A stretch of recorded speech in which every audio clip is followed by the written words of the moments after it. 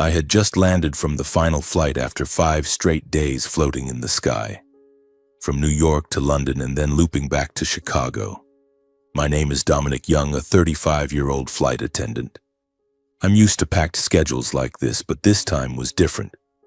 My body was utterly exhausted, my eyes stung from lack of sleep, and my back ached terribly from constantly bending over to serve passengers. All I wanted was to go home. Not the small apartment in Chicago, but the house in Naperville where my parents live. I pictured the whole family gathered around the dinner table, my mother, Linda, making my favorite roasted meat, my father, Robert, telling old stories, and me being able to forget all the fatigue in the warm embrace of my family.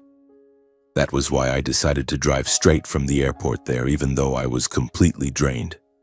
The highway to Naperville was so familiar that I could drive it without needing to look at the signs. The cold December wind rushed in through the slightly open window, carrying the smell of light rain mixed with exhaust fumes. The car turned into the familiar neighborhood, wooden houses with white picket fences and lush green trees. My heart beat a little faster with excitement. But when the car stopped in front of the gate, everything suddenly fell silent. The iron gate was locked, with a dangling chain and the old padlock that my father rarely ever used. The front yard was pitch black, not a single light on. Normally, my mother always turned on the porch light from dusk, like a quiet welcome for anyone who might visit. I turned off the engine and sat still in the dark cabin, my eyes fixed through the windshield to observe. There was no sign of life, no barking dog, no flickering light from the living room window, and even my father's old van had disappeared from the garage. I reassured myself. Maybe Mom and Dad went to visit relatives or they're out for dinner. It's fine. But deep down, a strange premonition began to creep in. I had never seen the house like this, not even when I hadn't called ahead. I pulled my phone from my jacket pocket, my hands trembling slightly from the cold and exhaustion. The screen lit up, and I dialed my father's number, Robert Young. The ringtone went on and on. 1 ring, 2 rings, then 5. No one answered. My heart started pounding harder. Is Dad driving? Or did he leave his phone at home? I tried again, but it was still just the hopeless beeping sound. Then I called my mother. Her number, the one I've known by heart since I was little. The phone rang and rang like an echo in the void. No answer. I called again and again, each wait stretching out like centuries. Now the gut feeling was clear. This wasn't a normal absence. My parents weren't the type to ignore their phones, especially knowing I might call at any time before my flights. My throat felt dry, cold sweat breaking out despite the chilly weather. What the hell is going on? I muttered to myself, gripping the phone so tightly that my knuckles turned white. I decided I couldn't wait any longer. I stepped out of the car. The cold wind slapped my face like a knife. The neighborhood was quiet, only the rustling of leaves under my feet. I walked over to the next-door neighbor's house, Mrs. Ruth Anderson, a widowed elderly lady who had lived here since before I was born. She was always friendly and often brought cookies to our house during holidays. I knocked on the door. The sound echoed in the night. It took a while before she opened it, wearing a bathrobe, her glasses slipping down her nose. "Dominic, you're back? Why are you here so late?" She sounded surprised, her voice slightly shaky with age. "Hello, Mrs. Ruth. I'm sorry to bother you, but I can't reach my parents. Have you seen them? The house is completely dark and the gate is locked." Mrs. Ruth looked at me, then glanced toward our house, her expression changing. She sighed and pulled me onto the porch to shield us from the wind. "Dominic, I don't know how to say this. A few days ago, I saw your parents packing up their things. They loaded them into the old van and drove off. When I asked, they just smiled sadly and said they were leaving temporarily. I thought something was wrong, but I didn't dare ask more." Her words hit me like a thunderbolt. I stood frozen, my brain struggling to process the information. "Packing up? Do you know where they went? They didn't say anything to me at all?" She shook her head, stroking the edge of her robe. "No, dear, they just said they had to go. But this morning, when I went shopping at the supermarket a few blocks away, I saw that van parked in a hidden corner. I'm not sure if it's still there, but it looked just like it. peeling paint, dusty windows. I felt the blood rush to my head, my ears ringing. Shocked, completely bewildered. My parents, elderly people, why would they pack up and leave like that? What could be so serious that they didn't call me? I tried to press Mrs. Ruth for more details, but she just shook her head, saying she didn't know anything else. I'm sorry, dear. That's all I saw. You should try checking the supermarket. I thanked her in a near-dazed state, my mind spinning. I returned to the car, my hands shaking as I inserted the key. My heart pounded like war drums, my mind blank except for a vague fear. The supermarket wasn't far, just a few minutes' drive, but that stretch felt endless. I imagined all sorts of things. An accident, illness, or worse, someone forcing them. No, that can't be, I told myself, but my grip on the steering wheel tightened. When I arrived, the supermarket was closed, the parking lot sparsely lit under the yellowish streetlights. I drove slowly, scanning everywhere. Then, in a secluded corner behind a row of abandoned shopping carts, I saw it. The family's old van. Green paint peeling in patches, windows covered in dust, tires worn down. My heart constricted. I parked beside it, got out, my legs heavy as lead. The night air was bitterly cold, but sweat still poured out. I approached, my hand touching the door. The cold metal piercing through my skin. I took a deep breath and pulled the door open. It creaked loudly, and immediately a musty, stifling smell hit me in the face. Inside was pitch dark, but under the faint streetlight filtering in, I saw them. Robert and Linda sitting close together on the back seat, heads bowed, eating dry pieces of bread. They looked gaunt compared to how I remembered them, clothes wrinkled, faces hollow in the dim light. The space inside the van was suffocatingly cramped. Just a few personal bags, hastily folded clothes, a couple of water bottles, expired boxes of crackers, and an old blanket. Nothing else. This wasn't a trip, it was a life of wandering. I stood frozen, unable to speak. A wave of pain surged through me, mixed with overwhelming guilt. While I had been flying between cities, smiling at passengers, enjoying meals on the plane, my parents, the people who had sacrificed their entire lives for me, were living like homeless people in this very old van. How could this happen? Why didn't they call me?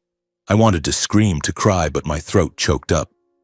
My parents looked up at me, their eyes weary. They said nothing, just lowered their heads silently. My mother bit her lip, clutching the piece of bread tightly. My father sighed, his shoulders slumping. I wanted to demand answers, to know what had driven them to this point, but seeing their situation, the shame and exhaustion on their faces, I couldn't bring myself to question them. I could only stand there, tears streaming down my cheeks, and whisper, "Mom, Dad, I'm home." But in that moment, I knew the peaceful life I had dreamed of was shattered, and the nightmare had only just begun. I took a deep breath, trying to regain my composure amid the skin-cutting cold of the late night. The supermarket parking lot was deserted, only the howling wind whistling through the flickering streetlights. I couldn't leave my parents there for another second. "Mom, Dad, let me help you out," I said softly, my voice trembling. I reached into the van, grasping my mother's arm first.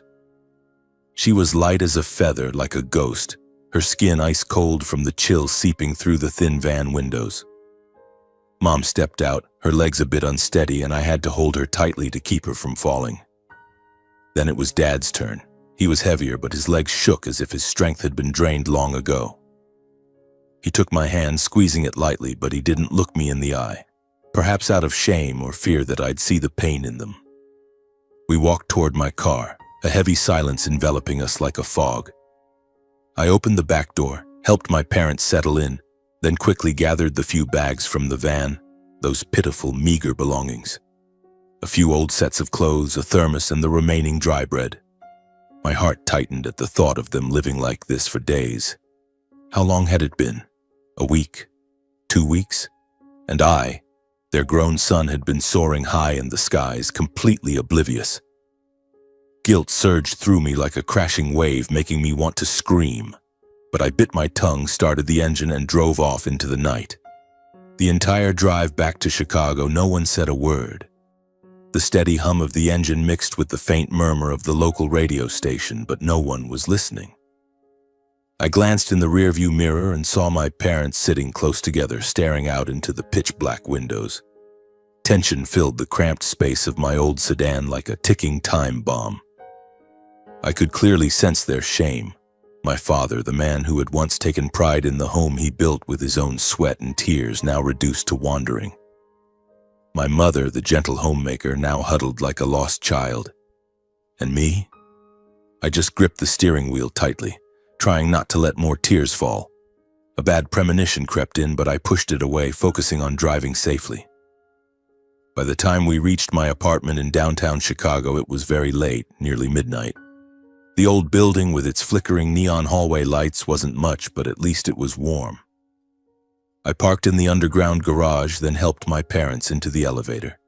Mom leaned on me, breathing heavily from exhaustion. Dad walked slowly, clutching the bags as if afraid to drop them.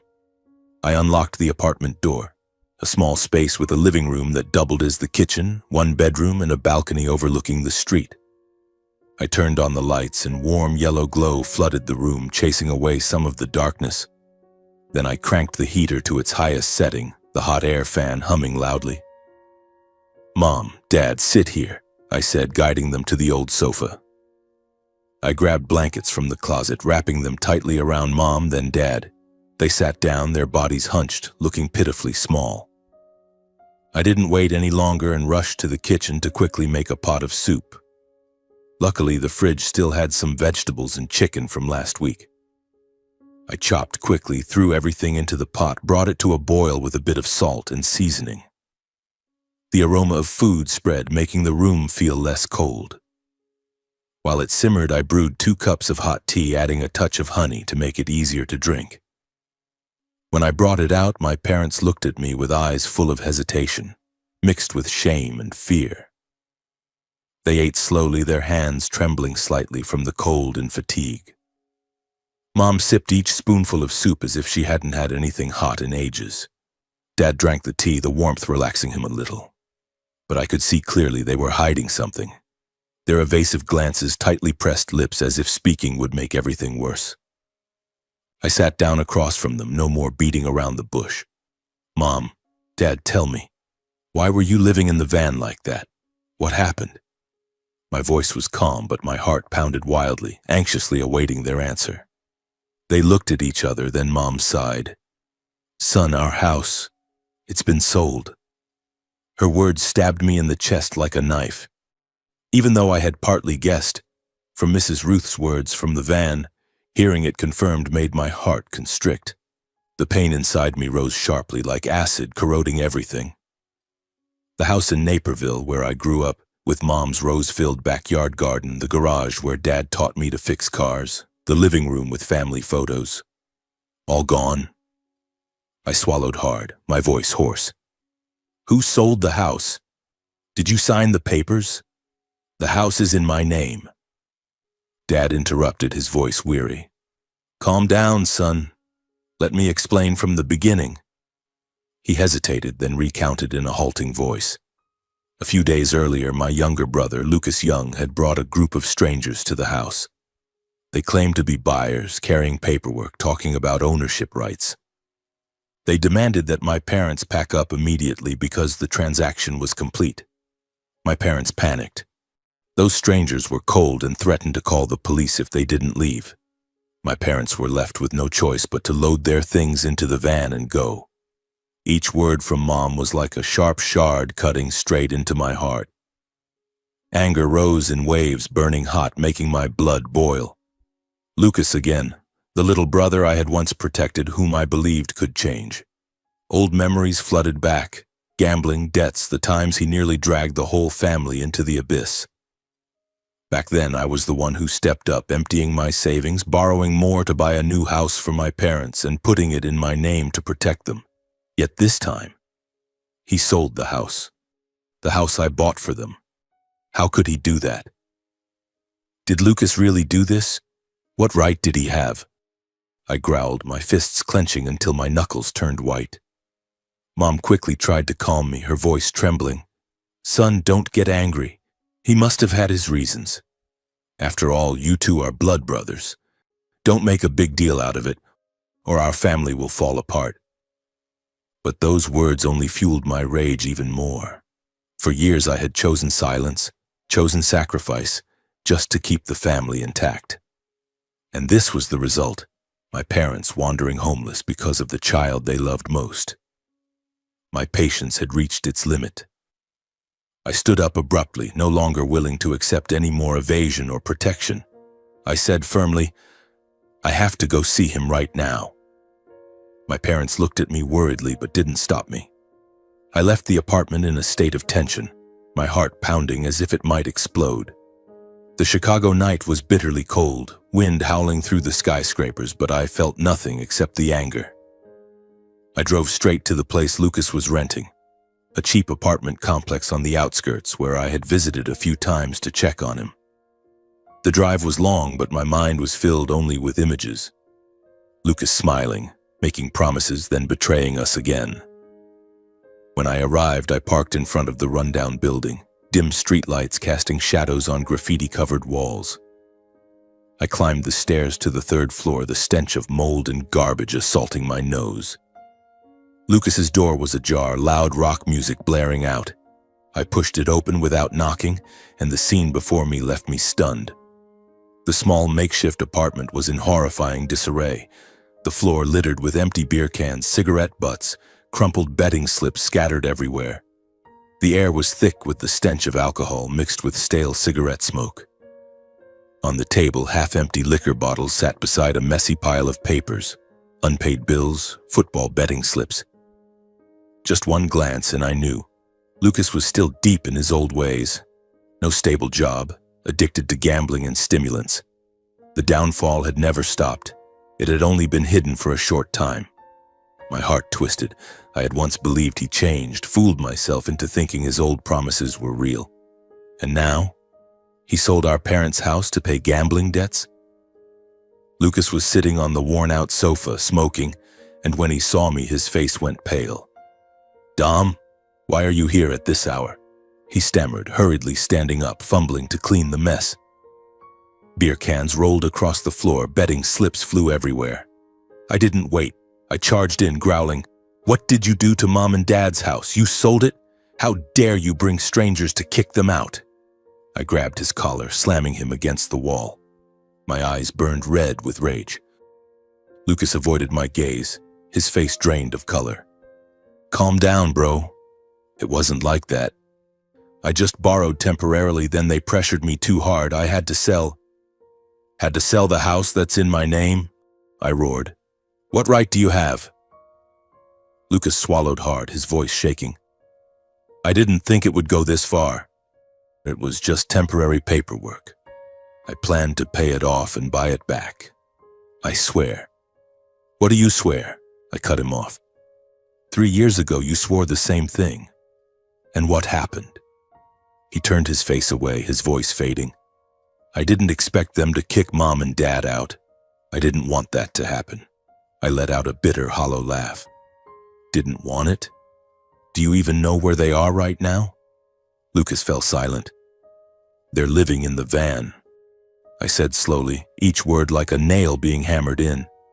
"Eating dry bread in that moldy old van." Lucas froze for a moment, then frantically shook his head. "It's not my fault. The debts were too pressing. The loan sharks threatened me. The mafia, you know. I had no other choice. It's always someone else's fault." My voice dropped low. "Never yours." He looked up, eyes red but still trying to argue. "You don't understand. You have a stable job, money. But me," I cut him off. "Don't blame me. I've carried you enough." The room fell into heavy silence. I looked at Lucas, and for the first time I no longer saw my little brother, just a stranger desperately avoiding responsibility. In that moment I understood. The most terrifying thing wasn't that Lucas had fallen, he could have risen again, but that he had never truly accepted blame or felt remorse. The trust I had clung to for so long collapsed completely, like a house of cards tumbling down. I released my grip, stepped back, feeling drained to the point of emptiness. I said, my voice ice cold. "This time, handle it yourself. I'm not saving you anymore." Lucas called after me, but I had already turned and walked out, carrying a decision I knew would change everything from that moment on. I left Lucas's apartment in a state of extreme rage, barely able to control my breathing. The anger was like a ticking time bomb in my chest, making my heart pound wildly, blood rushing to my head in burning waves.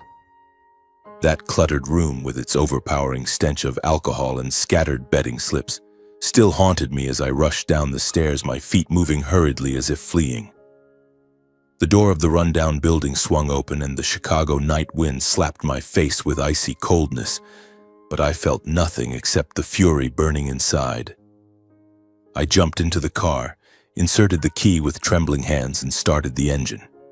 It roared to life. I floored the accelerator and sped into the darkness, the dim streetlights flashing by like fleeting streaks of light. I drove aimlessly through the night, my mind blank. The late-night Chicago streets were deserted, only the sound of tires rolling on the wet road after the rain and the faint murmur of an old rock song on the radio that I didn't bother to turn off. My hands gripped the steering wheel so tightly that my knuckles turned white and ached, but I didn't let go. The rage gradually gave way to old memories flooding back, like a slow-motion film reel pulling me into the past.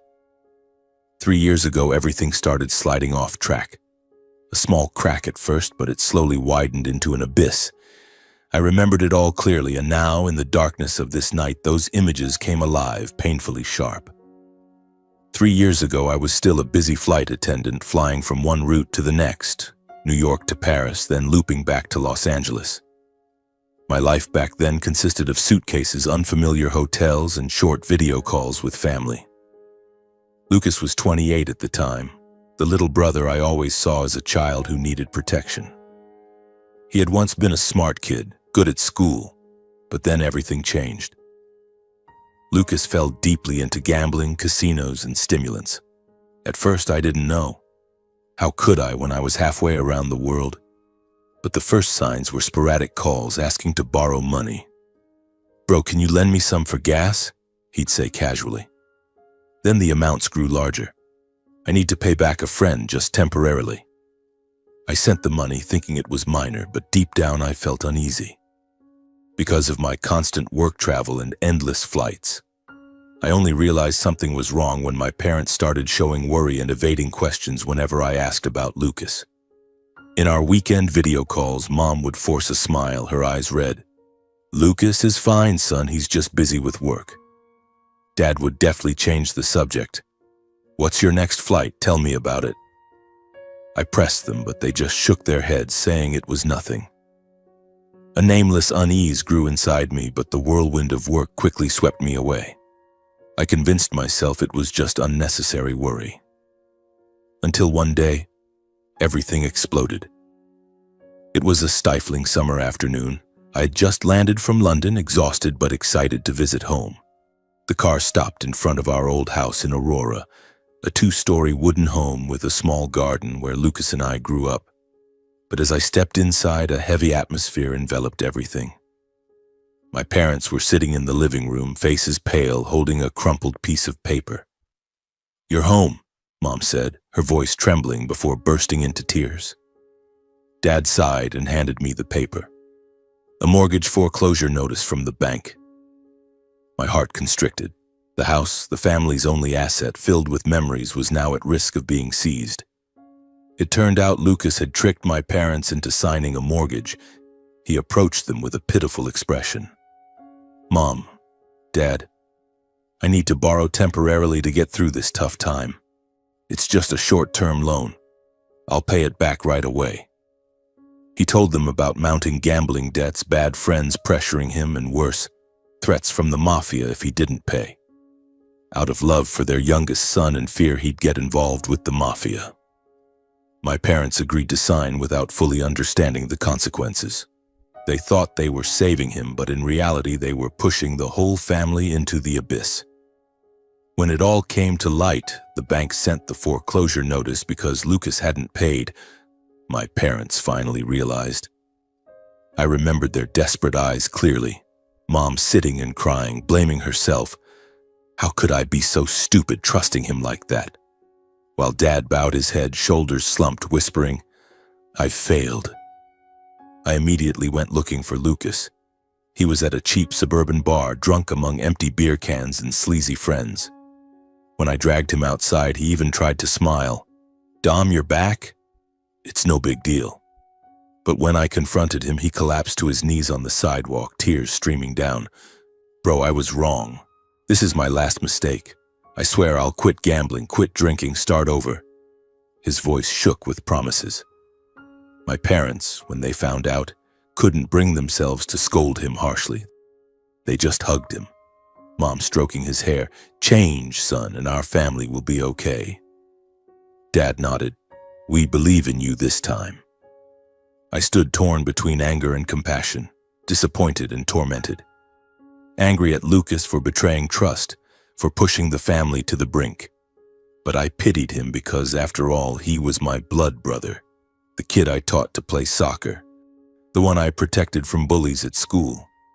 In the end, I decided to shoulder the consequences for the whole family. I couldn't let my parents become homeless in their old age. I withdrew all my savings accumulated over years, flight attendant salaries, long-haul bonuses that I had set aside for my future. It wasn't enough, so I borrowed more from the bank at sky-high interest and begged old friends and colleagues for interest-free loans. In total, an enormous sum. But I gritted my teeth and bore it. I used that money to buy a new house for my parents in Naperville, smaller but cozy, with a lush front yard and a garage big enough for the old van. To prevent it from happening again, I put the house in my name, seeing it as the ultimate protection for them. "From now on, live here. The house is in my name, so everything will be safer," I told them firmly. They nodded, eyes red with gratitude. Lucas made all sorts of promises. "Bro, I'll get a job and pay you back." I nodded, hopeful, though my heart was full of doubt. A period of calm followed. Lucas seemed to change. He found part-time work at a coffee shop, wandered less, and occasionally visited my parents with small gifts. No major trouble, no more borrowing money. I convinced myself my brother had truly changed, that those vows weren't lies. On every flight home, I saw the family gathered, laughing and talking, and thought, thank goodness everything's okay. I was even proud of my decision, believing brotherly love had prevailed. But then the image of my parents huddled in the van yanked me back to reality. I was driving through the night, gripping the wheel tightly, and realized Lucas had never really changed. He had only learned to hide it better. The fake smiles, empty promises, and now this second betrayal. Selling the house to pay gambling debts. The anger surged again, mixed with heartbreaking pain. How could I have been so foolish? How could I let him deceive me over and over? The car sped along the highway, headlights piercing the dark road, but inside me the darkness was even thicker. I knew that from this night on I had to act, not for Lucas, but for my parents, for myself.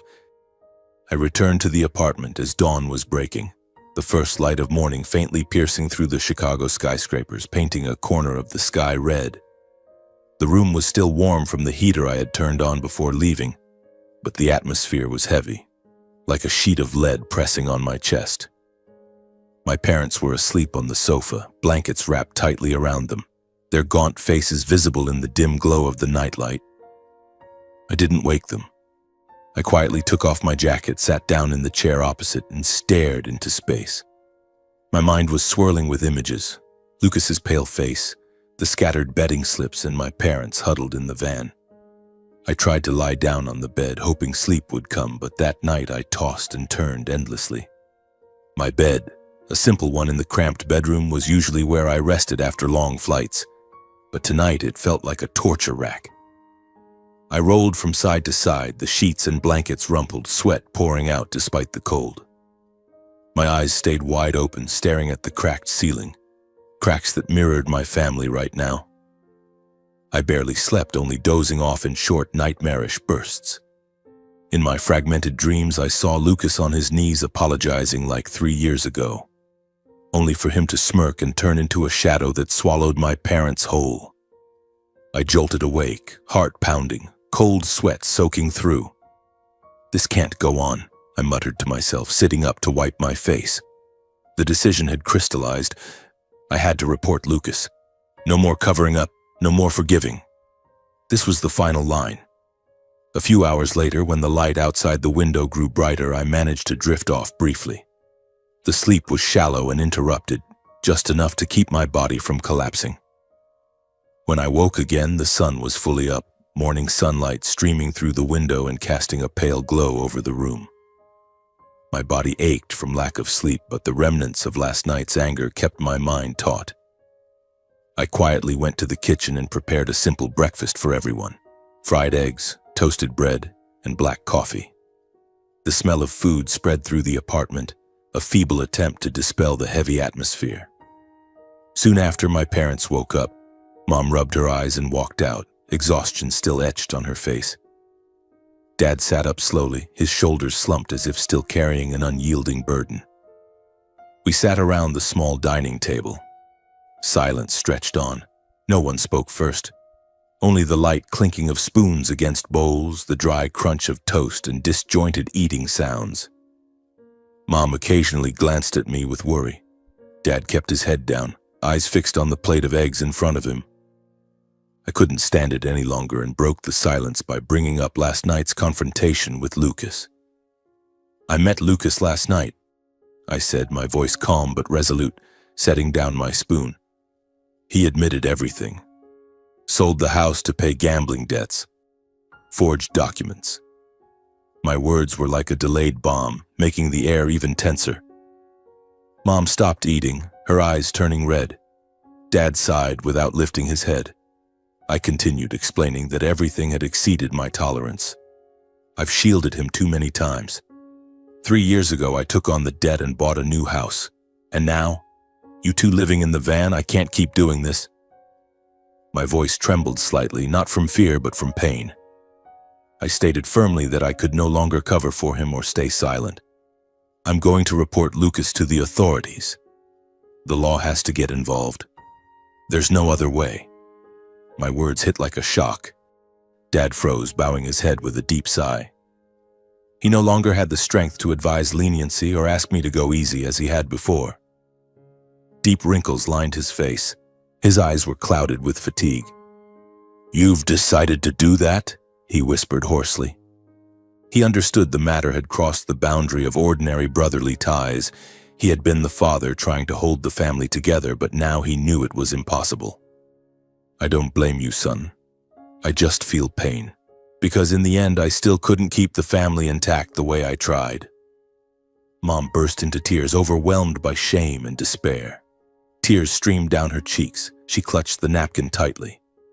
"How did our family end up like this? What did I do wrong? How did Lucas turn out this way?" She kept blaming herself, lamenting why the family had fallen into this state. Her voice broke, interspersed with sobs. Though heartbroken, she didn't oppose my decision. She just nodded silently through her tears. I hugged Mom, feeling her body tremble. Breakfast ended in heavy silence, but the decision had been made. Actions followed words. That very day, I filed a report with the authorities. I drove to the local police station in Chicago, my heart pounding with nerves. The police office was busy, phones ringing, the smell of coffee and old paperwork. I sat across from a middle-aged officer named Ramirez who listened to my story with a serious expression.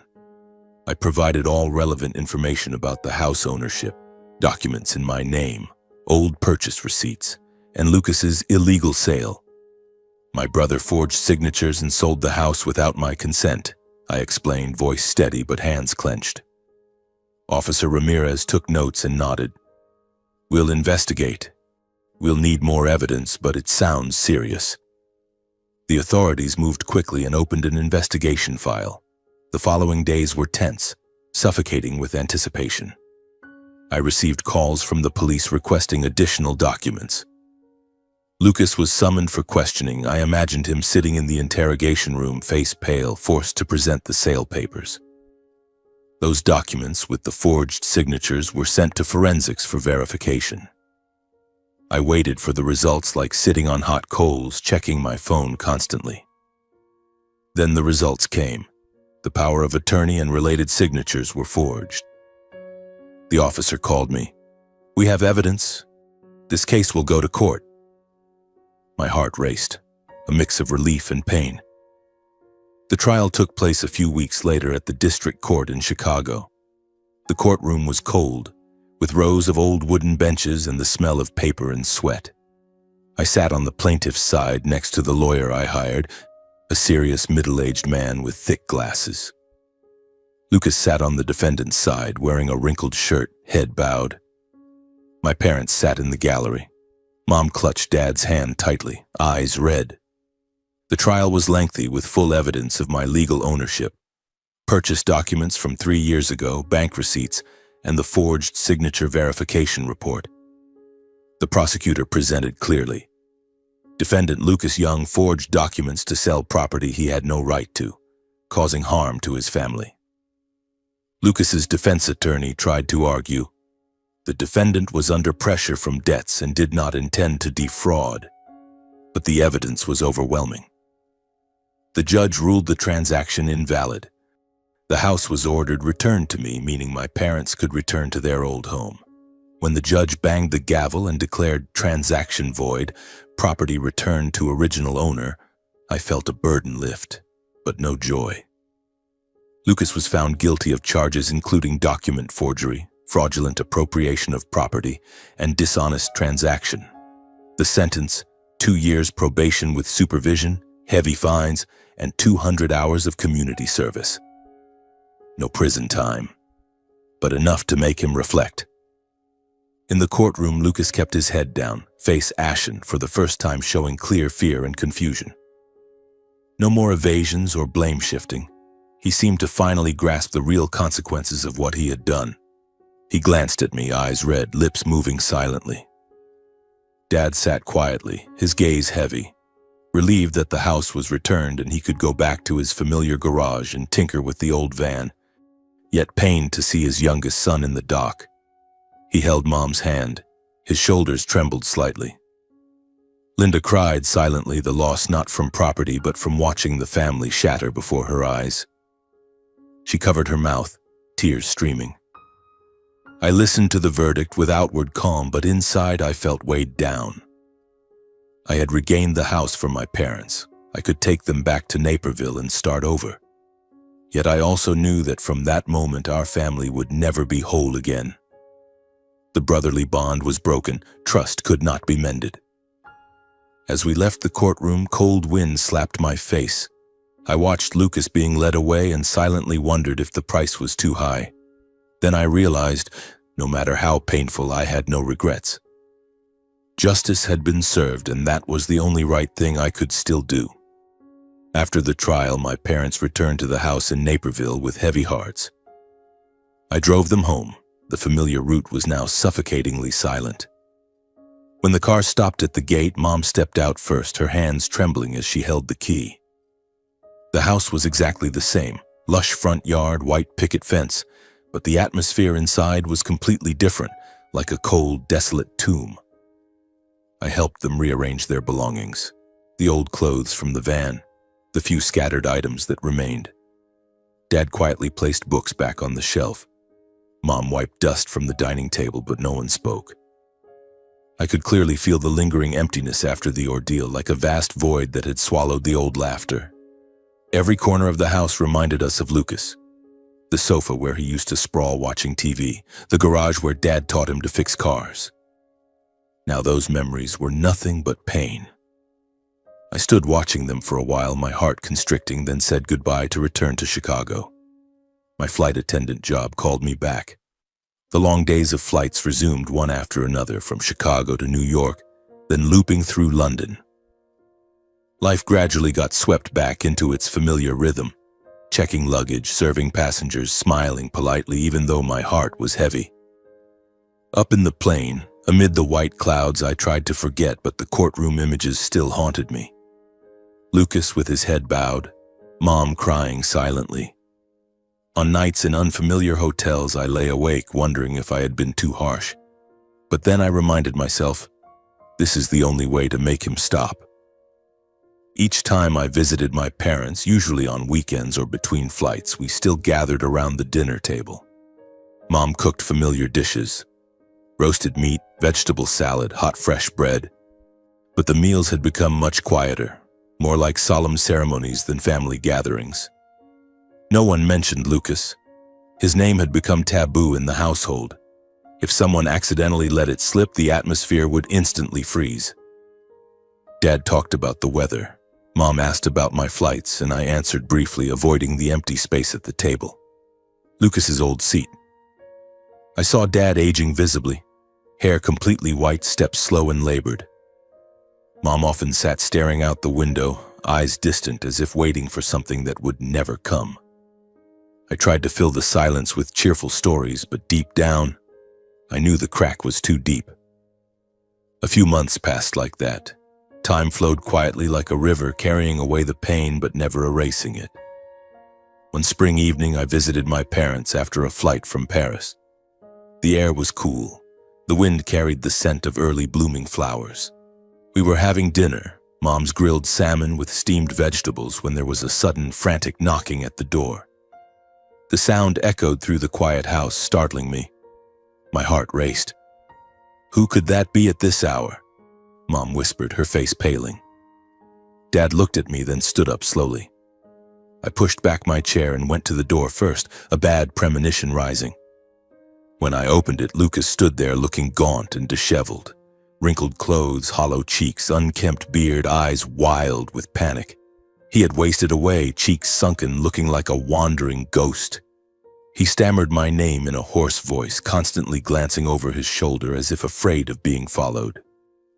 My parents froze at the sight of their youngest son in that state, both pitying and terrified. Mom covered her mouth, eyes red. What have you done to end up so scared? Dad stood still, gripping the doorframe tightly. Lucas begged to come inside, voice pleading. Please let me in. I need to talk. I hesitated for a second, then opened the door wider and pulled him in. The door closed, the lock clicked, but the tension in the air felt ready to explode. Lucas entered the living room, legs shaking, then suddenly dropped to his knees before my parents and me. Mom, Dad, Dom. Please listen to me, he cried, tears streaming down his dirty cheeks. He begged us to give him a chance to speak, to be heard, his voice breaking with sobs. We sat down. Mom tremblingly poured him water, Dad staring fixedly. Lucas confessed that during his downfall he had borrowed a large sum from the mafia to keep gambling. I thought just a few more games and I'd win it back, but the debts piled up, he said, voice shaking. When he could no longer pay, the lenders started hunting him, threatening his life and even his family's. They said they'd come after you and Dom if I didn't pay. Lucas recounted how for months he had lived in hiding, constantly moving, sleeping on park benches, begging for meals. He hadn't dared return home for fear of implicating us. But he had been lingering near the neighborhood for days, waiting for a chance to see me. Because you're the only one who can save me. In utter shame, Lucas begged me for help one last time, saying that without money to pay the debt, he would be killed. Bro, they'll kill me. And maybe the whole family. Please help me just this once. His voice was desperate. His hands clutched my shirt tightly.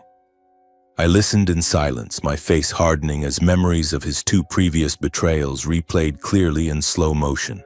The first time mortgaging the old house, the second forging documents to sell this one. Old anger surged, mixed with suspicion.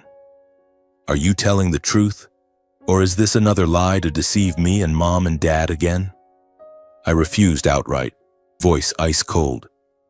I don't know what's real and what's a lie anymore. The 2 times you fooled me before have left me with no trust for you at all. Lucas panicked, continuing to kneel and beg, turning to my parents for help. I beg you, Mom and Dad, please talk to him. I can't survive like this. He sobbed, body trembling. Robert and Linda watched the scene with excruciating pain. Pitying their fallen youngest son, once their pride, yet terrified that disaster would drag the family into the abyss again. Dad bowed his head silently, feeling helpless because he could no longer protect his children as before. He had once been the pillar, but now could only sigh. "What have you done to end up like this, Lucas? I don't know how to protect you anymore." Mom burst into tears, torn between fear of losing her son and the trauma of what Lucas had caused. She covered her face, tears pouring. "How did you let yourself get to this point? I love you so much, but we've already lost almost everything." She turned to me, trembling, asking if there was any other way to save Lucas without further destroying the family. "Son, is there any way? I don't want to lose my youngest, but I'm so scared." I looked at my parents, seeing clearly the pain and exhaustion etched deeply on their faces, deeper wrinkles, eyes dimmed from tears. I looked at Lucas, his emaciated and desperate figure stripped of any former pride, now just a pitiful man. Inside me surged a fierce internal conflict between reason and family ties. Reason warned, "Don't help. The tragedy will repeat a third time. He'll sell the house again, borrow more, betray again." But family ties whispered, "He's your blood brother, and if the mafia really comes, what will happen to Mom and Dad?" I feared that helping would trap us in the same vicious cycle again, but at the same time I didn't want my parents dragged into danger from outsiders. Threatening calls, shadowy figures lurking. In that moment, I understood that my upcoming decision would not only determine Lucas's fate, but also whether this family still had a chance to stand. The living room air was heavy. Mom's crying echoed, Dad's sighs, and Lucas's pleading eyes. My heart pounded wildly, tense as if standing on the edge of an abyss. I looked around the room, the family photos hanging on the walls, the dinner table still half finished with our meal, and the darkness slowly creeping in through the window, all of it silently awaiting my decision. Reason told me to turn my back, to let Lucas bear the full consequences of what he had caused. But the image of my elderly parents trembling with fear made it impossible for me to do that. After a heavy silence, I spoke, my voice hoarse from the tension. "Fine. I'll help you this one last time." I looked straight at Lucas. "Not because I still trust you, but because I can't let Mom and Dad keep living in the fear you've created." Lucas broke down crying right there, a mix of relief and despair, tears pouring like rain as his body shook while kneeling on the floor. He kept bowing his head, thanking me profusely as if afraid the decision would vanish if he said the wrong thing. His face was contorted, red eyes looking up at me with gratitude mixed with fear, like a lost child finally finding the way home. My parents breathed a sigh of relief as if they had just been pulled from a bottomless abyss. Dad slumped into his chair, shoulders sagging but his eyes less strained, while Mom wiped her tears, her trembling hand grasping mine. Still, unease lingered in their hearts. I could see it in the way Mom looked at Lucas, both loving and afraid, as if she knew this was only temporary. "But listen clearly," I said firmly, standing up from my chair to create some distance. "This help comes with conditions. If you don't do exactly what I say, I'll stop paying the debt immediately. No second chances. No negotiations." Lucas flinched and looked up. "I know. I won't let you down again." I cut him off, not letting him soothe me with familiar words.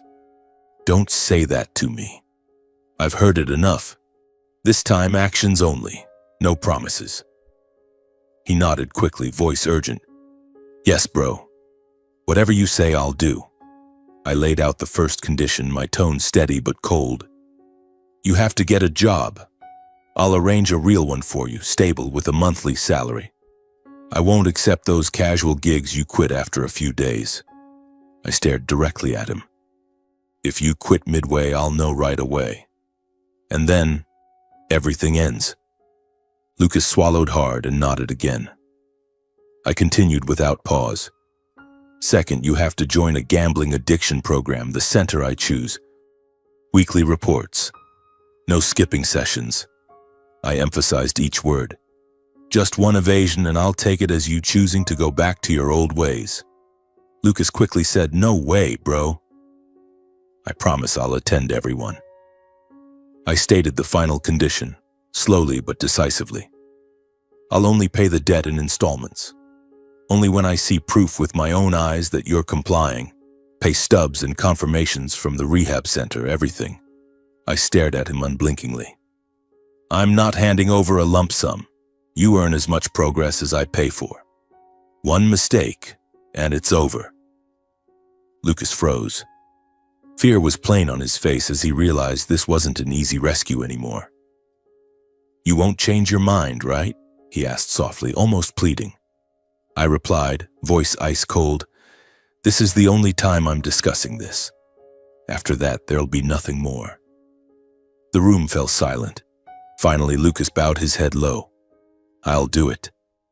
Not because you're paying," he said quietly, "but because if I fail this time, I know I'll lose everything." Mom hugged my arm tightly, her eyes full of gratitude mixed with fear, tears streaming again. She squeezed harder, clinging to this last hope. Dad just nodded silently, understanding that this decision was the final boundary between saving someone and destroying the family. He looked at me, eyes dimmed with age, then turned to Lucas. "Don't disappoint us again." The living room atmosphere gradually settled, but tension still hung in the air like a ticking time bomb. The next day, everything moved quickly. I woke early, brewing strong black coffee to stay alert after a sleepless night. Lucas had arranged to meet the lenders, the mafia he mentioned, at a quiet suburban cafe on the outskirts of Naperville. I drove him there. The ride was silent except for the faint news on the radio. Lucas sat beside me, twisting his hands, face pale with anxiety. "Do you think they'll agree?" he asked softly, voice trembling. I didn't answer, just gripped the steering wheel tighter, focusing on the road. The meeting took place in an atmosphere tense enough to suffocate. The old cafe had scarred wooden tables and a thick stench of cigarette smoke. The lenders, 3 burly men with scarred faces wearing black leather jackets, sat in a secluded corner, eyes scanning like hunting wolves. When we entered, one smirked. "The kid and his big brother finally showed up. Scared now, huh?" I stayed calm and in control, sitting across from them without showing any fear, even though my heart pounded. Lucas presented the loan documents, the interest amounts and deadlines, his hands shaking as he placed them on the table. The crumpled papers showed an enormous debt, tens of thousands of dollars, with his scrawled signature. I examined every detail carefully, skimming the exorbitant interest rates and threatening clauses, realizing this wasn't a fabricated story to beg for money. It was real, actual mafia, with threats that could turn into action at any moment. Anger at Lucas surged again, but I suppressed it and focused on the task. I negotiated directly, voice even. "I'll pay my brother's debt, but in installments, not all at once. Here's the schedule." I slid over the paper I had prepared, detailing the amounts, timelines, and payment conditions, monthly gradual payments based on Lucas's progress. We drafted a written agreement. I insisted they sign it on the spot, trusting nothing to verbal promises. The lenders were displeased. One growled, "Who do you think you are, setting terms?" But in the end, they accepted, because refusing meant they might recover nothing. Killing Lucas would leave them empty-handed, and they signed, smirking. "Fine, but if you're late even one day, we'll visit your parents' house first." I finalized the agreement, promising nothing beyond what was on paper, then stood and left. On the way out, Lucas walked behind me with his head down, voice trembling as he repeatedly apologized and thanked me. "Thank you, bro. I won't let you down." He kept repeating it like a prayer. I didn't respond verbally, just nodded once briefly, eyes fixed on the road. I knew apologies meant nothing now without actions to back them. In my heart, trust was no longer something I could give. It had to be proven over time. The car sped back toward Naperville. Spring wind blew through the window, but I felt nothing except the new burden on my shoulders. This is the last time, I told myself, and if Lucas fails, I'll let go forever. In the first days after the agreement, everything unfolded under pent-up tension. I allowed Lucas to temporarily stay at my parents' house, but with clear conditions. He had to be under the supervision of both me and them, with no room for secrets or evasion. You'll sleep in your old room, but the door stays unlocked and Mom and Dad will check on you anytime, I told him as I drove him home, my tone leaving no room for argument. Lucas nodded vigorously, not daring to object. His gaunt appearance lingered, but a faint glimmer of hope flickered in his eyes.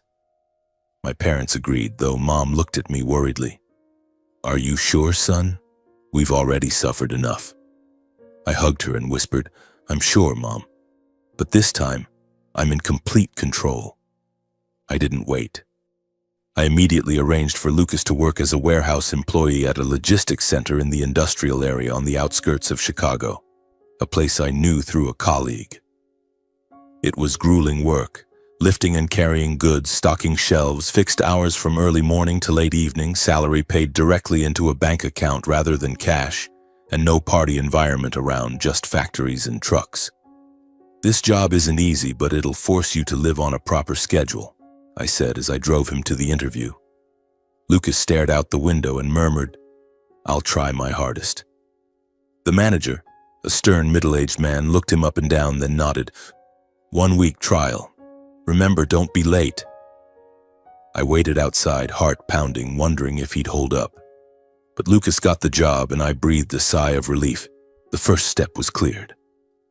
Lucas started working regularly, leaving home at dawn when it was still dim and returning late at night, body exhausted and clothes covered in dust and sweat.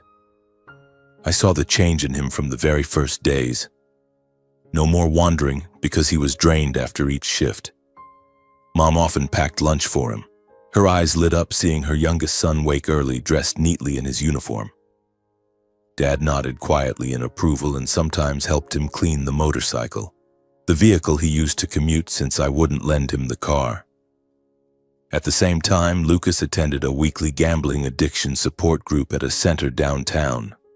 I drove him to the first session, waiting outside and catching faint snippets of discussion inside. Each week I received attendance confirmation reports from the center, detailed emails about his participation and what he shared. He is making progress and adapting better to this environment, the first report read, and I reread it, heart racing with a mix of hope and doubt. To be certain, I made surprise calls to Lucas at random times without warning. Sometimes at midday while he was working. How's today going? What's your progress? He'd answer hurriedly, voice tired but genuine. I'm hauling goods, bro. Everything's fine. Sometimes late at night when he got home. Where are you? Tell me about today's schedule. My parents reported what they observed daily. Punctual comings and goings, a humbler attitude, Lucas gradually getting used to discipline, keeping his room tidy, helping Mom with dishes without complaining. He's changing for the better, son, Mom whispered over the phone one evening, voice trembling with emotion. I smiled faintly, but inside I remained anxious. Was this real? Or just a facade? Gradually, Lucas settled into a more stable routine with no more impulsive outbursts or unexplained disappearances. No late-night calls from bars, no lingering smell of alcohol. He started sending me photos of his first monthly paycheck, a modest amount, but earned himself. I'll save up to buy a gift for Mom and Dad first, he texted, and I replied briefly, Good, keep it up. Whenever I visited my parents, usually weekends between flights, we gathered for meals again. The dinners were no longer as heavy as before, occasional soft laughter emerged, like when Dad told old stories from our childhood and Lucas chuckled quietly without interrupting.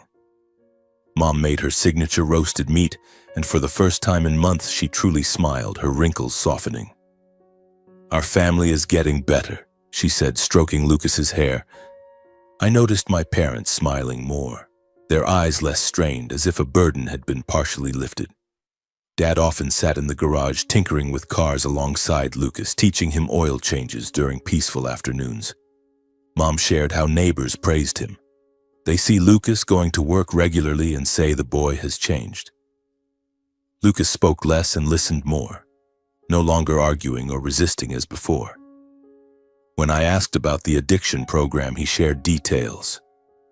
Today, the group talked about temptations. I shared my old story. Now it's hard, but I'll try harder. I saw the first signs of maturity in Lucas, though still clumsy and slow. How he apologized for being a little late, how he washed his own clothes, how he asked about my work instead of focusing only on himself. After some time, about 3 months with stable income, Lucas suggested moving out to rent a room near his workplace. "It'll be more convenient for work, bro, and I don't want to keep disrupting Mom and Dad's routine," he said one evening at the dinner table. His voice was sincere, eyes meeting mine without evasion. I weighed it carefully, lying awake all night, balancing risks against opportunity. "If you move out, the supervision stays the same. Weekly reports and surprise checks," I said, and he nodded immediately. My parents hesitated at first, but eventually agreed, and I helped him find a cheap rental near the logistics center. On moving day, Lucas hugged them, voice choking. "I promise I'll visit often." Since Lucas moved out, small changes began to appear, making me watch anxiously. There were times I called and he answered slower than usual. The phone rang longer, then his voice slightly out of breath. "I was in the shower, bro." I said nothing but made a mental note. Once or twice the addiction center reported he had requested a session off. When I asked, he said it was due to a shift change.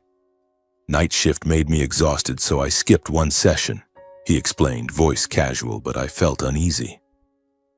My parents said he visited less often, always citing work. "He calls and says he'll come on the weekend, but then something sudden comes up." They told me with worry. Mom whispered, "What do you think? Is he okay?" I reassured them, but inside, that familiar unease was creeping back like a lurking shadow. I had no concrete evidence to suspect anything. Paychecks still came regularly. Most rehab reports were positive, and when I dropped by his rental unannounced, everything was clean. No smell of alcohol or betting slips. But prolonged silence could sometimes be more frightening than loud mistakes. Calls grew fewer, messages shorter, and I began to wonder, is Lucas hiding something, or just tired? On every flight, I sat looking down at the clouds and worry surged. Everything began to veer off the original track slowly but unmistakably, like a small crack on a windshield gradually spreading into a web. At first, it was just minor details. A call I made during lunch break that rang for a long time before going to voicemail, followed hours later by a text. "I was in a meeting, bro." I checked the addiction program schedule via emails from the center and noticed Lucas was no longer attending regularly. Sessions missed without prior notice, with vague notes like "personal matters." My heart raced as I read the reports, but when I called to ask, he just forced a laugh over the phone. I was too tired, so I switched to another session. "It's fine, bro." His voice sounded normal, but there was something strained about it that left me uneasy. I decided to contact his workplace, the logistics center, to verify. When I called the manager, he sighed over the phone. "Lucas? He's not coming in regularly anymore. He frequently asks for time off, even skips shifts without notice. We've warned him, but he doesn't listen." His words hit me like a punch to the gut, leaving me frozen in my Chicago apartment, gripping the phone so tightly my hand ached. On the weekends, I visited my parents in Naperville. Lucas appeared far less often, no longer dropping by with small gifts or cheerful stories as before. "He says he's busy with work," Mom told me, her voice worried, eyes gazing out the window as if waiting. Dad shook his head. "Maybe the boy's really tired." But I could clearly see the unease in their eyes, and inside me suspicion grew. One time, Lucas showed up briefly on a weekend afternoon while I was at my parents' house fixing the garage.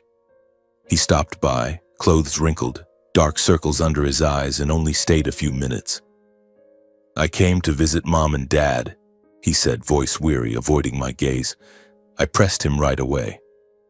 "Why have you been so bad at reporting? How's the addiction program going? Is work okay?"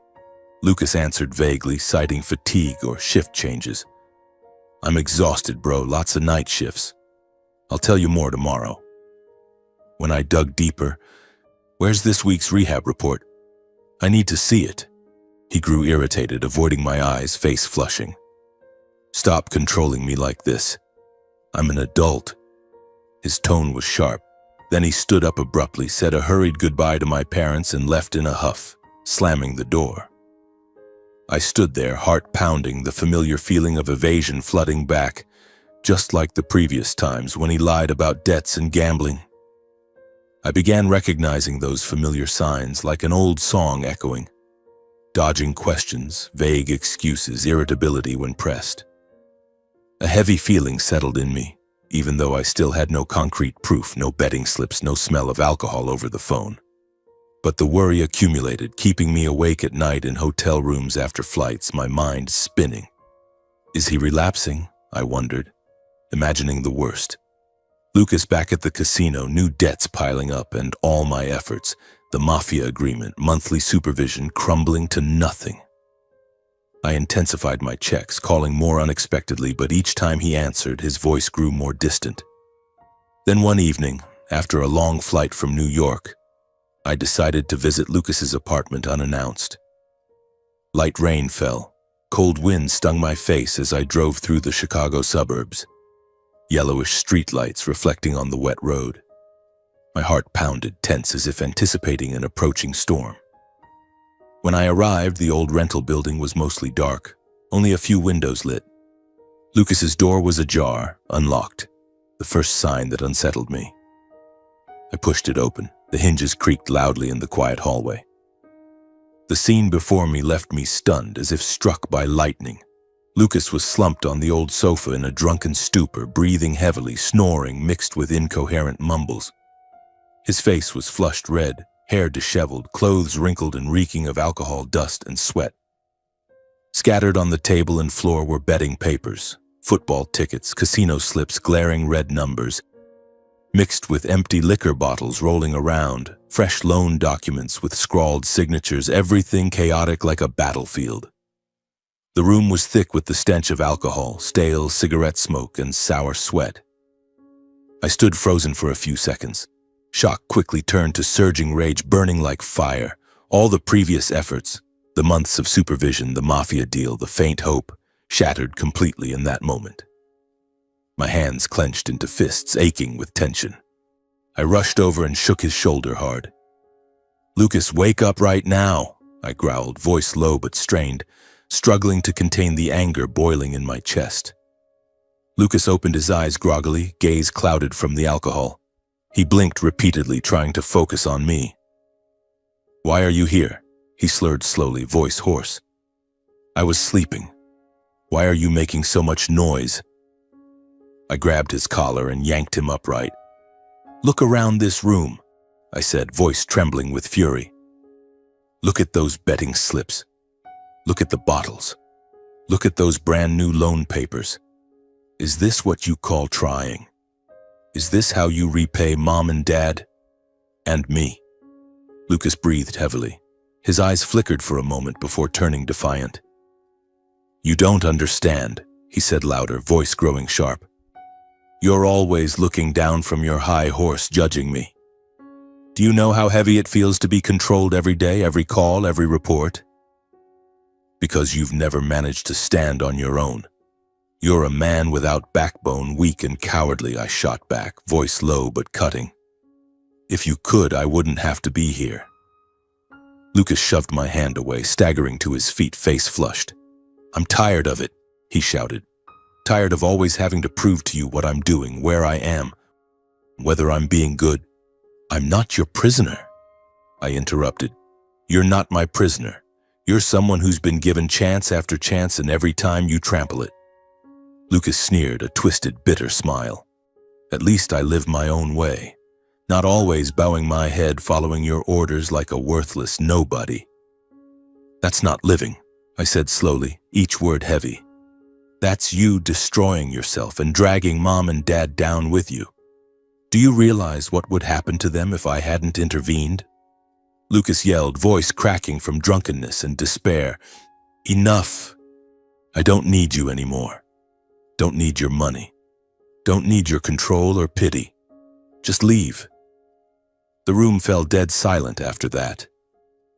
I looked at Lucas for a long time, as if staring at a stranger. Finally, I released my grip and stepped back. My voice turned ice cold.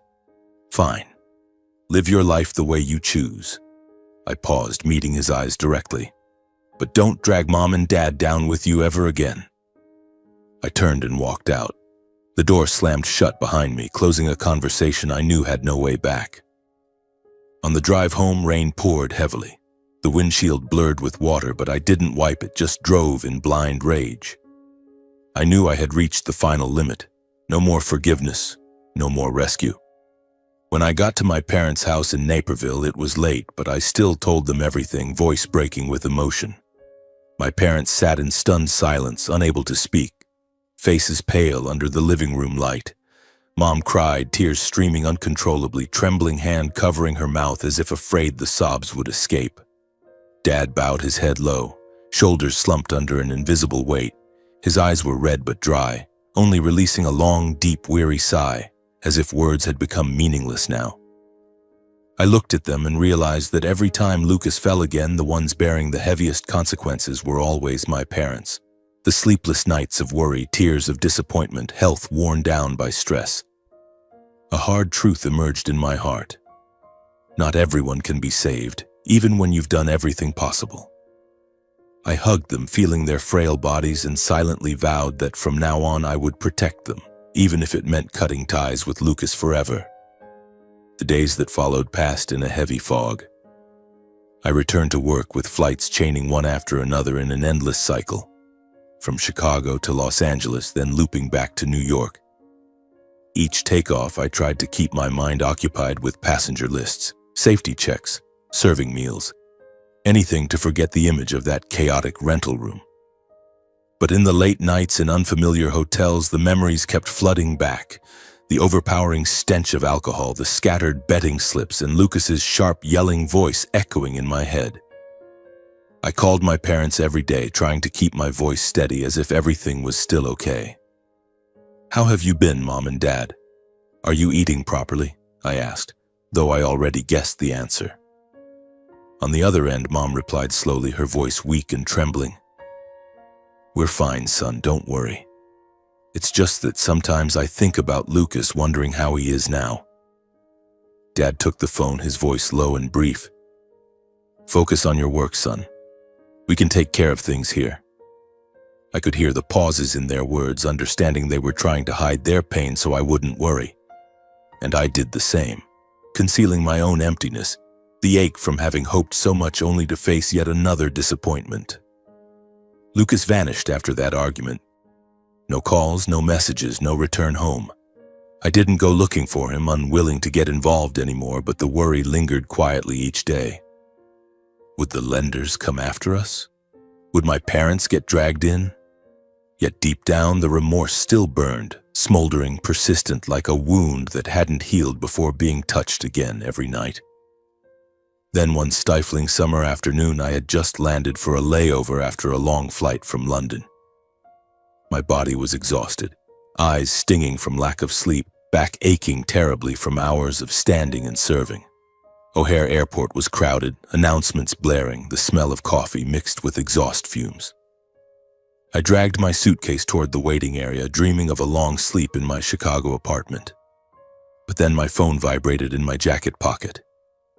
The screen showed Linda, my mother. My heart beat a little faster, a bad premonition creeping in. "Why is Mom calling at this hour?" I wondered, then answered. Her voice trembled, breaking over the line. Your dad is gone. Come home right away."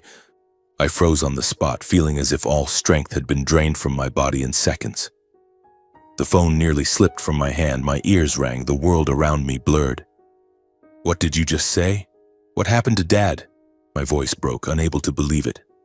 My father, the strong man who taught me to drive, who held me when Mom was sick, was gone? Impossible. Just a week ago, I had taken him for a routine checkup at the local hospital.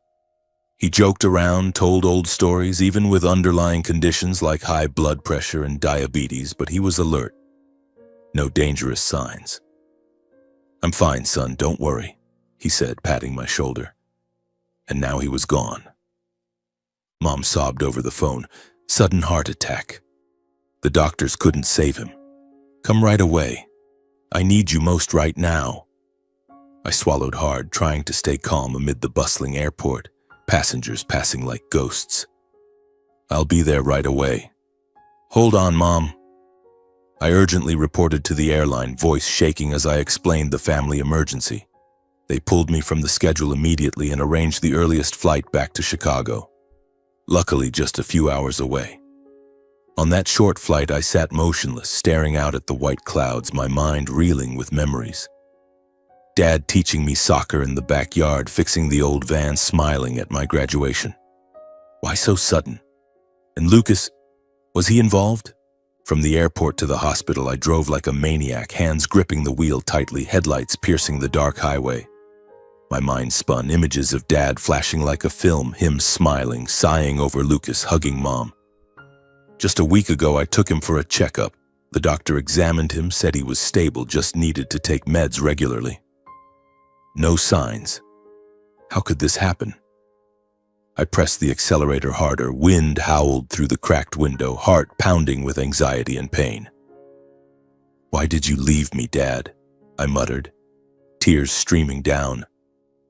When I arrived at the hospital, the neon lights were coldly white. The smell of disinfectant hit my nose. I rushed to the reception desk, breathless. "My father's name is Robert Young. Where is he now?" They led me to the family waiting room, a small space with plastic chairs and stark white walls. Mom was sitting quietly in the corner, face gaunt, eyes red and swollen, hands clutching a crumpled tissue. When she saw me, she burst into sobs, standing shakily to hug me tightly as if clinging to her last support.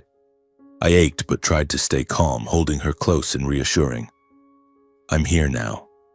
Everything will be okay." I stroked her back, feeling her frail warmth. My own tears fell. After she calmed a bit, sitting down and wiping her eyes, I asked what happened, voice hoarse from choking back sobs. Mom recounted, voice breaking with sobs. "Lucas came to the house early this morning. Asked for money, said debts were pressing. We refused, said we couldn't afford it anymore and couldn't keep helping like before." She paused, wiping tears, then continued. "Lucas grew disappointed. Then father and son argued. Dad scolded him, saying he had ruined the whole family. Lucas got angry, hurling harsh words at them without control. At the peak of the argument, Dad suddenly clutched his chest, face paling, then collapsed. A heart attack too sudden. Mom frantically called emergency services, but it all happened too fast. By the time they got Dad to the hospital, it was too late. Hearing that, rage surged through me, my hands clenched into fists so tightly they ached, blood rushing hot to my head. Lucas? Again Lucas, that ruined brother after everything came back begging for money. And now indirectly caused Dad's death? I growled through gritted teeth, standing to go find him right then, heart pounding like war drums, anger clouding reason. But Mom stopped me, grasping my shirt tightly, voice trembling. "He ran away after it happened. You need to stay and handle your father's funeral. Don't let anger make things worse." She cried, eyes pleading, and I had to suppress the fury, sitting back to hold her, though the fire still burned in my chest. We sat there for hours waiting for procedures, the cold hospital air enveloping us. I called the airline for extended leave and started handling paperwork, mechanical tasks to distract from the pain.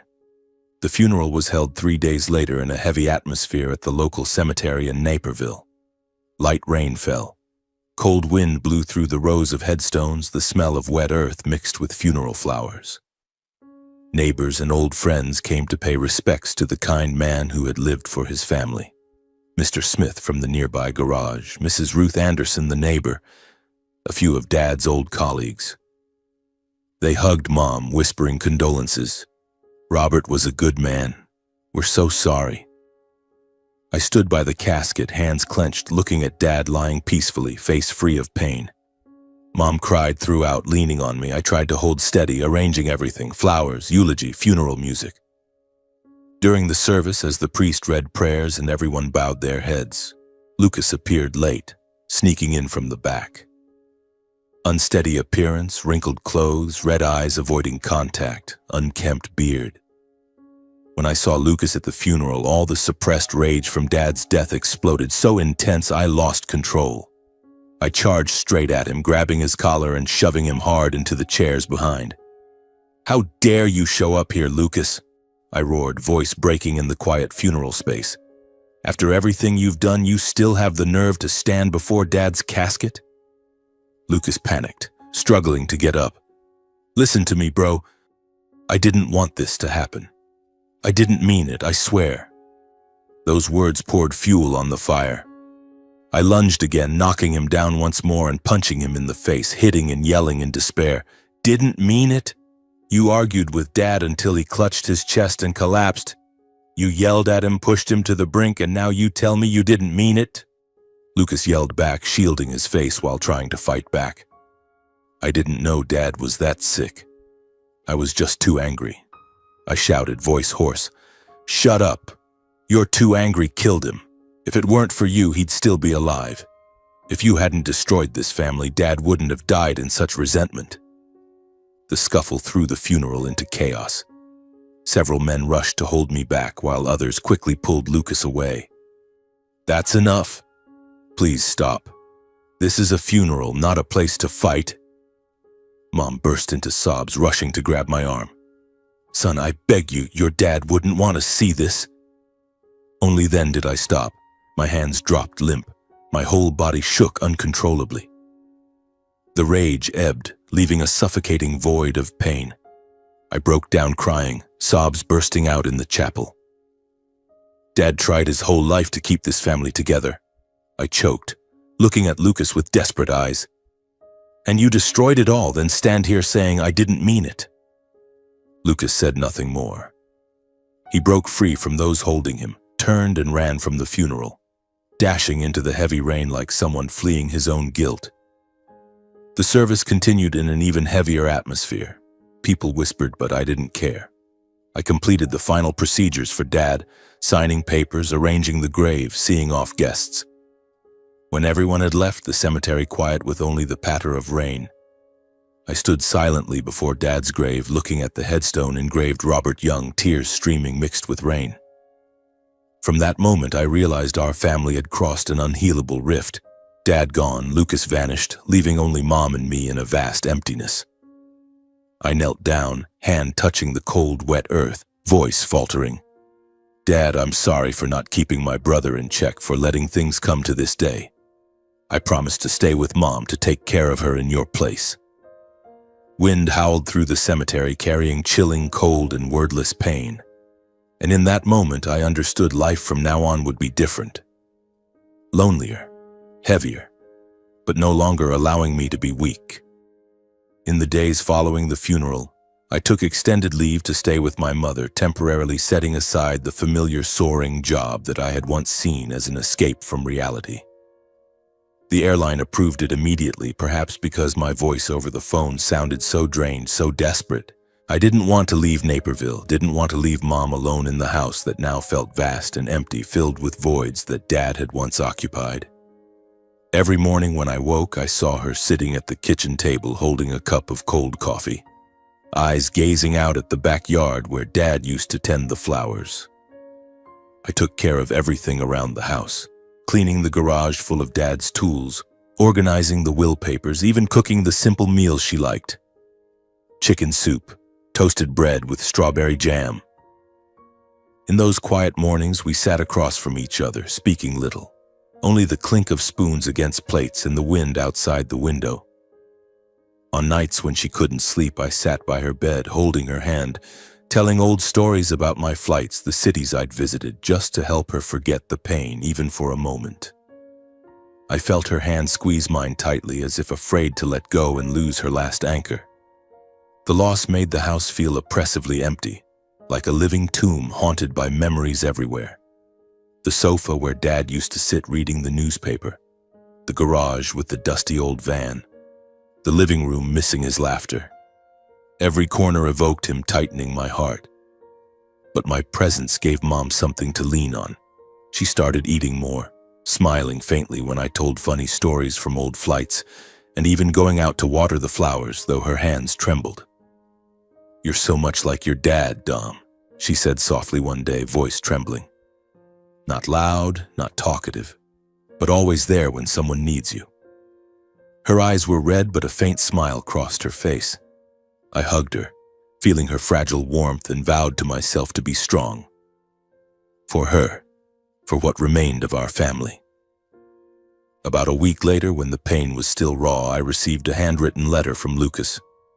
The white envelope was crumpled, postmarked from a suburban post office. No sender's name, but the familiar handwriting made my heart pound. I opened the letter in the living room under the dim yellow light casting shadows on the quiet floor, then slowly read it aloud to Mom.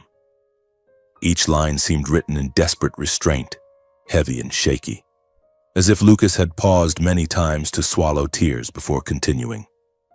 Dear Dom and Mom, I'm writing these words because I don't have the courage to face you. I regret everything, a regret that comes too late after Dad's death. I know clearly that the words I said that day, that uncontrolled anger, pushed Dad to his final moment. I paused for a beat, then continued, voice lowering.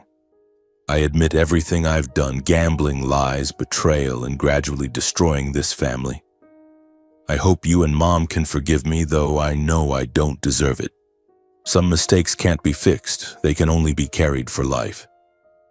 The letter ended with shorter lines, heavier than all the rest. I'm going far away. I choose to leave the family so I won't cause you and Mom more pain. I want you both to live in peace even without me. Please don't look for me, Lucas. When I finished reading, the room sank into silence. Only the flickering yellow light and quiet sorrow spreading, like a wound that had scabbed over but still ached deep inside. Mom sat motionless, tears streaming, hands clutching the letter until it crumpled. Has he really repented? She whispered, voice trembling. I didn't answer, just held her, my heart torn between anger and pity. The letter felt like a farewell, and after it there was no direct news of Lucas. I didn't search, but occasionally through old acquaintances, a high school friend or a former bar owner, I heard scattered bits of information. They said Lucas had left the city, perhaps heading west, doing simple manual labor like construction work or seasonal fruit picking. Living quietly in cheap motels, staying away from gambling and old connections. No one knew exactly where, only that he hadn't returned to his old ways. No rumors of debts, no sightings at casinos. He's really changed, Dom, one said, but I just nodded, heart filled with doubt mixed with faint hope. 2 years passed like a slow river, carrying away some of the pain but leaving deep scars. I returned to daily life and work. Flights resumed from Chicago to Paris, then looping to Tokyo. Amid the white clouds, I learned to keep a healthy distance from the past, no longer checking for news of Lucas daily, no longer lying awake thinking of his betrayals. Work became an escape, serving passengers, smiling politely, enjoying peaceful moments in the sky. Mom gradually healed. The pain didn't vanish, but no longer drowned her every day. She joined a support group at church, tended flowers more, and even called me weekly to share neighbor stories. I'm doing better, son, she said, voice steadier. We still gathered for holidays, but never mentioned Lucas, his name like a distant ghost. On the anniversary of Dad's passing, a chilly autumn afternoon, I took Mom to visit the grave. The sky was overcast. Yellow leaves fluttered along the road to Naperville Cemetery. The cemetery was quiet, only the wind whispering through the headstones and our slow footsteps on the gravel path. Mom held a bouquet of roses, Dad's favorite, clutching my hand tightly, voice soft. 2 years have passed, son. I nodded, heart heavy, memories of the funeral flooding back, the rain, the fight with Lucas, the tearing pain. As we approached Dad's grave, we saw a man kneeling before it, shoulders shaking silently. He was thin, weathered, hair long and disheveled, clothes simple but clean. It was Lucas, crying quietly, unaware of anyone behind him. My heart constricted, tension surged. After 2 years, he was back. Mom froze, hand covering her mouth, tears streaming. Lucas seemed to sense us, turning, his face gaunt but no longer clouded by alcohol. Recognizing Mom and me, he panicked, standing abruptly, instinctively stepping back, eyes evasive. Linda called out, voice trembling but clear enough to stop him. "Don't leave yet. At least stay a little. I don't want you to go like this." Lucas halted, bowing his head low, shoulders trembling slightly. After a moment he spoke, voice hoarse and soft, as if afraid to shatter the silence. "Mom, Dom, I'm sorry. I carry the obsession over Dad's death every day. I know what I caused. Betrayal, hurting everyone, destroying this family. I don't dare ask for forgiveness. I only hope you understand that I truly regret it." He admitted everything, tears streaming, but didn't beg. Just recounted the past 2 years, manual labor, staying away from gambling, living alone to atone. Mom listened silently, neither scolding nor forgiving, just nodding faintly. "I know you've tried to live decently, and I believe it's real. But some losses can't be compensated. You'll carry them for life." Between us was a heavy silence. Wind blew, carrying falling leaves, where we all understood some losses are irreparable, some mistakes indelible, and that family bond, though blood remained, could never return to what it was. No embraces, no grand forgiveness, just silent acknowledgement. Lucas bowed one last time, then turned and walked slowly away from the cemetery, his figure fading behind the headstones. I stood watching, recalling the entire journey. From initial trust when Lucas promised change 3 years ago, to the first betrayal with the house mortgage, anger at discovering the forged sale, loss when my parents lived homeless, conditional help, brief happiness, relapse, and finally Dad's death. Each moment like a knife cut, from hope to despair, love to letting go. The wind blew stronger, leaves swirled around the grave, and I realized not everyone who changes does so to be forgiven. Lucas perhaps had changed, but too late, with too much damage. And not all help should continue forever. Sometimes letting go is the only way to love. The remaining lesson was boundaries. Love doesn't mean unconditional self-sacrifice, and forgiveness isn't required to come with giving someone another chance to hurt you. I learned that through painful years, lonely flights, nights by Dad's grave. The story closed in the cemetery's quiet, where I understood the most important thing I could do for my family was protect those still here, Mom, with her fragile smile, and learn to release what couldn't be saved. We walked home hand in hand. Autumn wind carried new, though small, hope. Life continued with scars as reminders, but also strength to move forward.